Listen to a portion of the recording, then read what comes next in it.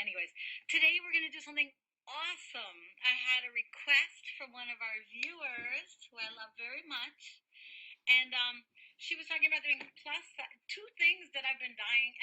It was meant to be that I got this request. Tamika sent me some pictures. We have plus size models, and also it's like a double whammy because not only is it plus size model, but it's like yoga poses, which is really exciting because when you do those, it's so pretty. And Tamiko is a great artist in her own right. So follow, everyone meet up here. This is the club. Hello, hello. Gina, hello. Hi. I'm so glad you're here. So I'm going to show you two things. How to create a figure that is not, string bean, and also how to create more complex poses. There is a special trick that I always use, and it works for all sizes. Children's, plus size, maternity, men's, doesn't matter, okay? So it's a great opportunity for me to show this tool. It's a tool I always teach, but as we go into yoga poses, you're going to find that it's much more dynamic and it's so extreme that it's going to become clearer to you how we can build bodies quickly and easily, okay? They're here. When you start doing model drawing, everyone wants to get that sharp pencil and that big white piece of paper and go and do something perfect. I'm telling you, at Parsons, when I was teaching, for a few of the years, I taught for so many years, but for a few years, in my fashion drawing 1 class, we used nothing but oil pastel for weeks and weeks and weeks. Why oil pastel? Because you can't control this thing too much. Okay, I can't emphasize enough how important it is to give yourself the freedom sometimes to go for what I call the macro or the gross. The general, getting the whole sense of the whole pose and the whole body before you start worrying about the eyelid and the earlobe and the wrinkle in her elbow, okay? The first thing we want to do is get an understand of that whole body, how it becomes a fluid living thing, how every part relates to every other part, both in its size and then how they all fit on the page. This is so important. Believe me, just for a week. So I'm going to use an oil pastel, but you can use a pencil, you can use the side of a pencil. The great thing about the oil pastel is you cannot get those super fine details, and thus you are spared to get the overall details. Are you with me? All right. So here's my paper. I am specifically, to drive the point home, I'm using newsprint right now. I usually like to use bigger than this, 11 by 14, but this was like a value pack I purchased. And I have to say, also, I'm a strong believer in comfort. You want to be comfort. This is the kind of stuff that we can sketch from today. This is my favorite. I want to work with this first because I know upside down is a little trickier. But I will do those too. Extremely relevant because yoga wear and active wear are such a huge market. In fact, SM by Design's not on here today, but I think I heard her saying that she has an active line. So here's the thing. First of all, if you do fashion and fashion drawing, the one thing I have to say about plus size, regular size, to me, we know people who gain and lose and gain weight. The skeleton doesn't change. I think I've seen a video on one of those yogi models doing yoga. If you happen to know her name, please throw it up. I would love to know. And the great thing about using my camera landscape-wise today is that you'll be able to see her and my page at the same time. Now, yesterday, if you were in my scope, we talked about, as a general rule, we were using 8 heads. I'm not going to work as much with that today because of the poses are they're different. For example, if my head lengths are here, but if she has, thank you, I'm going to look her up. Thank you so much, Tamiko. So above her head, there's more. So I don't want her head to be at the top of the page. So, which means everything's going to get a little smaller lengthwise. As a matter of fact, I've Too late now. I'm thinking I should have worked horizontally. Whatever. Okay, so let's see how this rolls out. Hello. Okay.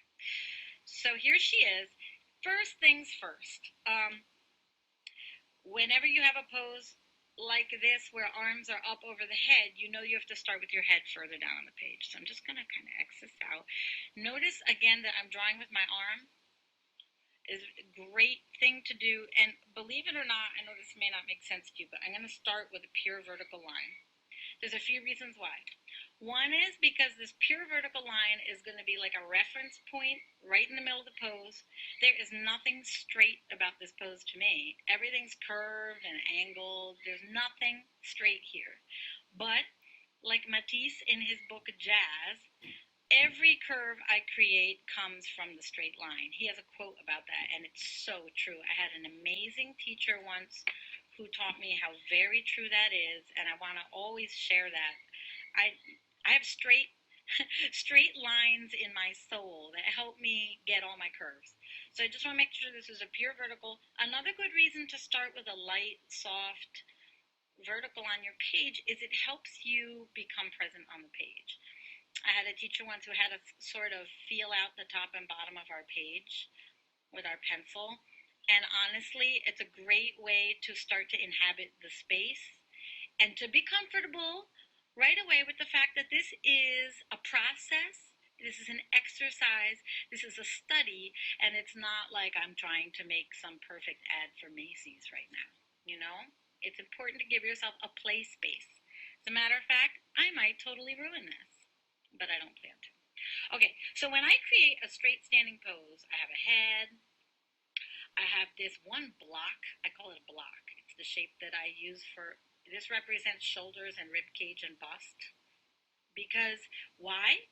Because no matter how a woman moves, if it's profile, if it's front, if it's back, if it's 3/4, this chunk of her body that has the bust, the bottom of the rib cage, and the shoulders, it moves all together. So like if she bends this way, this whole block of her anatomy moves all together. Whereas the waist is a totally soft, squishy thing with a little spine in the center of it. So the waist, squishes on one side, stretches on the other. But this bottom of rib cage and bust, all of this moves together as a block, and you're going to see why that's important, so just bear with me. I have another block that's separate here. It represents the pelvis. Pelvis is shaped kind of like this, and then the hip joints join to the outside of the pelvis, but the overall shape just becomes like this. A little bit narrower at the top where you have the high hip bones, and generally lower at the bottom where the low hips are. Some people, it's narrower. Likewise here. Sometimes it's just square. Sometimes it's wider at the top. So it depends who you're drawing or what your aesthetic is, what your body is, or what your client's body is. All variable. But if I want to start building a body and I use those blocks, I'm going to build that body fast. So looking at this figure, remember yesterday, if you were in yesterday's scope, we talked about quick poses, like if you only had a minute or 30 seconds, pardon me, to capture this pose, what would you capture? It's like done, essence, okay? Now I'm going to start getting specific, okay? So I know her head's around here, and her shoulders around here, and this block, the back, the rib cage, to the bottom of the rib cage is here.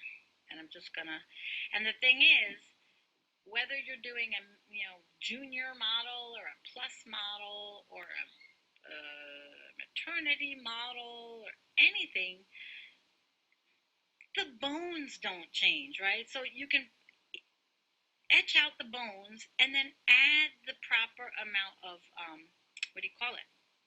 bulk or flesh, or add on to those bones as needed. Now the bust, I always feel it out as ellipse or a sphere. So what I'm doing is I'm building her out of form. Thank you for those delicious hearts.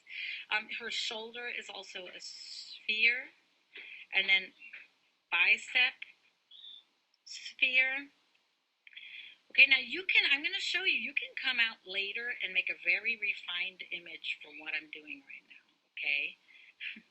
I know fashion people, they always want the refined image, but just bear with me first. Now, I've gotten quite specific in one area already, but a very good piece of advice, I feel like I'm in the classroom right now, is to not stop too often. A very good piece of advice sometimes, because there are no rules, an excellent piece of advice is to keep your hand moving and don't stop. Which means that when you don't know what to do, you can hover like this in an area until you know what to do next. But a good piece of advice is to keep moving sometimes, because it's going to keep your energy going. And I really believe in giving life energy to our models. I can feel that there are like two separate spheres of, thank you so much, my love, two separate spheres of muscle mass here, right? So I can kind of feel the front one, and then I can even use my x-ray vision to see this second one. Now I'm kind of going piecemeal, but what I was telling you before is another really great piece of advice is to work the whole page at once, which is, great for attention deficit like me. It's like, just if you're everywhere, then what's going to happen is everything you've drawn is going to relate to everything else. You're going to keep it holistic. And I can tell by these photos that, if you like these photos, you are a holistic kind of person. Okay. Now, oh my gosh. We've only been here for how many minutes? And we did capture this. Now you might be like, oh yeah, sure, but you practice all the time, Laura, and da-da-da-da-da. Now we can keep adjusting this. We can make adjustments to, I'm just checking the time. Oh, it doesn't show up what time it is. Okay. Now I could start doing more refinement here. To add bulk where needed, to look for where her waistband is. But honestly, that's almost getting ahead of myself, because what you really want to do right now is just capture. But this is what I call contour lines. And you see how this oil pastel can go from very light to very dark. I really recommend that you have art supplies that give you that flexibility. Okay, so this may not be so comfortable for someone. There's another exercise I plan to scope on very soon. It's called contour drawing. That's what I'm doing here, and we will discuss that soon in another scope. And remember, your model, as long as you don't shade her, she's going to look even bigger than she is. Oh, good, good. And these are kind of overpriced. These ones are water soluble. The nice thing is they go from super soft to like a ridiculously opaque darkness, and then you can also turn them into paint later. They last a long time. I recently bought like an imitation of them by another brand that I found at Michael's. It's basically the same thing, but I'll tell you the truth. Thank God everyone's different, but these are much like a drier feeling, and I prefer. These are a little stickier on the paper. But unlike oil pastels will actually smear off onto your hands and like crumble, these won't.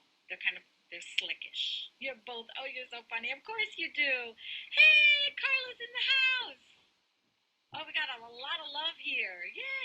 And you know what I'm going to do before we leave? I'll take a paintbrush to this just so you can see. You use it as a watercolor. See? Carla, are you scoping today? I just love my Periscope people. I just feel a lot of love here. Okay, so now I'm going to do a little more. Thank you for inviting followers. Thank you for hearts. Thanks for your questions. Oh, so what I was saying is, oh, good. I'm going to look it up. Because, great. I'm going to look it up. Feel free to share what you scoped about this morning, Carla, and anyone. So I'm jumping ahead to these outlines. I'm going to tell you two really important things. A, you don't need to outline right away. you shade her. And oh, thank God it's ACIM. Yes, Carla. See you there. Thank you. That's a gift to all of us. Much needed. See how she already has color in her because of the sketching I did? That helps her look more like the real thing. But if I draw her with zero shading and just a black line, it's going to look wider and bigger than it actually is. Shading is going to give you the, isn't this cool? We're doing like yoga poses. I never would have thought of something so interesting. You're amazing too, Mama. So now I'm going to capture, so just to emphasize what I'm talking about, and I'm not saying that people need to be skinnier than they are, I'm just saying that shading will distort the reality of it. So like, well, or should I say, will clarify the reality of it. If I squint while looking at her and go in and shade the areas that I see as darker when I squint, ooh, look at all those gorgeous hearts, yay! She becomes thinner and thinner. So people tend to draw too skinny because what they see looks skinnier than it is. You have to draw it as wide as it is and then shade it. And this is especially problematic with people drawing the smaller sizes because they draw them too skinny, and then when they shade them, they become like nightmarishly skinny. So yeah. Okay, now I'm looking at some interesting things here. These edges, I see round. Oh, you can barely see. I see these outwardly round, what do you call it, convex arcs. And I really want to capture all of them. So there's one. Oops. Remember what I told you, these kind of pencils don't get a lot of fine detail. There's an arc here too. There's an arc here. And you can always sketch these things lightly before you sketch them darkly. Right? And then there's another arc here. And remember what I said in the beginning, there are like no straight line. Oh, good. Good, you're doing the right thing. You are just sunshine. Of course your hearts are yellow today. Take me to the woods with you, and maybe you'll share a little bit of that hike with us. All right? Love you, Carla. If you like Course in Miracles, she scoped about it this morning. Always uplifting, so I'm going to check that out soon. I see another arc here. At the beginning of the scope, I had said that there were no straight lines in this image, and it's just so clear to me now. Looks bigger when you draw flat. As soon as you draw shadows, the curves, yes, I couldn't read it fast enough. It started to disappear. And I'm noticing how I use a lot of straight lines when I sketch, what do you call it, Missy, or, smaller sizes. I understand, but here's the thing. A few things I want to tell you. One is, it hit me one day. One day, I was like, wait a minute. There's only so many ways you can fit a human body on a piece of paper, on a rectangle. And somehow that was liberating to me because I thought, wow, there's only so many ways. So eventually I'm going to get this. Eventually I'm going to get this. There's only so many ways. I can't mess it up enough ways. Another thing is, the more you do it, every time you don't like it, you're focusing on what you don't like, okay? But the fact that you don't like it is because you know what you want. Now we're talking law of attraction. You know what you want. So every time you come to the paper, if you can focus on saying, I don't like this because it's not what I want, you're actually going to get closer and closer and closer to what you want. And you might be like, no, you don't understand. I am really suffering because I know the struggle is real. But it just so happens I've done this a whole bunch of times, and I guarantee you there is not 1 minute you will give to drawing that drawing will not give back to you. Takes a little faith. And it's one of those journeys that represents everything else in our life, It's that same fearful journey. Starts with a dream, has desire mixed in, has love mixed in. You wouldn't even try it or care or even think about it if you didn't love it, right? So, and the thing is, that may not be as helpful as seeing several of these happen, but what I want you to think of is, I'm going to take it over. Oh, I don't have any more space. See, something clicked, right? So I'm just going to flip here for 1 second and show you that, in short, if I have those blocks, think of them as stickers that you bought. One's the hip and one's the rib cage. And put them on the paper, however, and then you can also use sticks to just map. Thank you. To map I would do this all day for no pay at all. It's wonderful. And actually, pretty much, that's what I'm doing now anyway.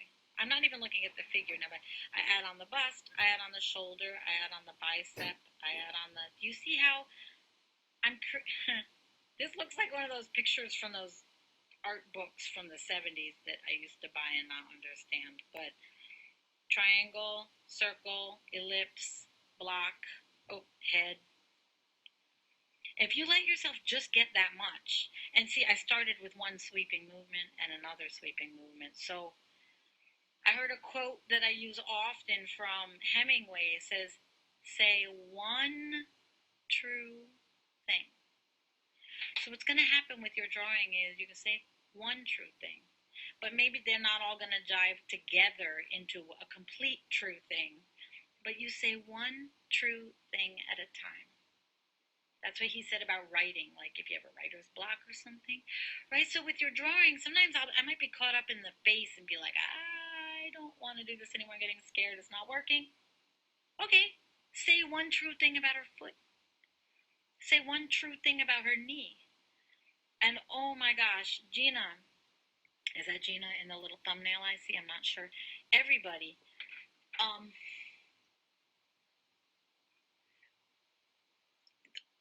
I have a really, really powerful exercise for you guys.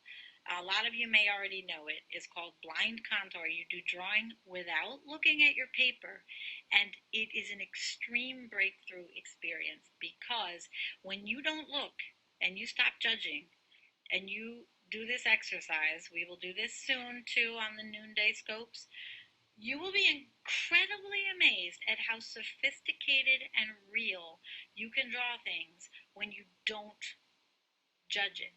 Like, the whole thing might not look perfect, but the amount of truth, like let's say I'm drawing this girl and you're capturing like the little jet. I can't even start to tell you, but stick with me, all right?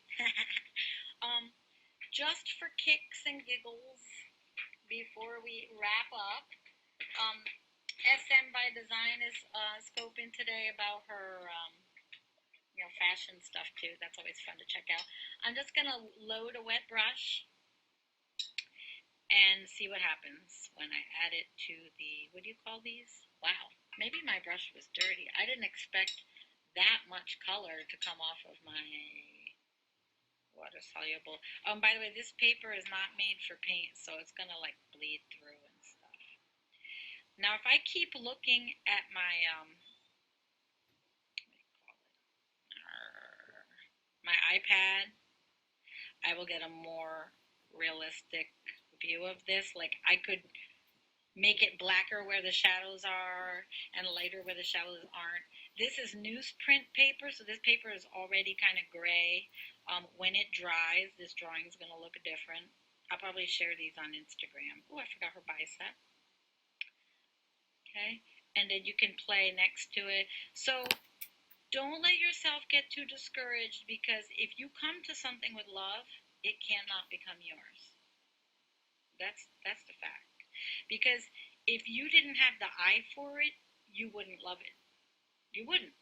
Okay, that's just water. There's no color in there. You wouldn't even, Okay, so that was from my head. She got kind of stretched out and distorted in here. Oh, you know what I forgot is her other buttock. That's what we need. It's like right? And some of the flesh here. But notice I used more straight lines here. When I drew her, it was like everything was a curve. So I might take more of these poses later, like the headstand and stuff. Just remember that you can still use the 8 heads tool for length. So 1 head length, 2 to the waist. Wait, is that right? Wait, 1 is the head, and then 1 to the bust and the waist. Oh, and the hip. 4 heads in the. I'm flaking out because I'm like so excited. 4 for the upper body, and about 4 for the leg.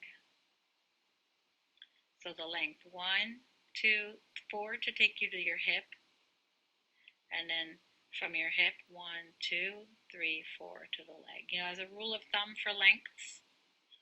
All right.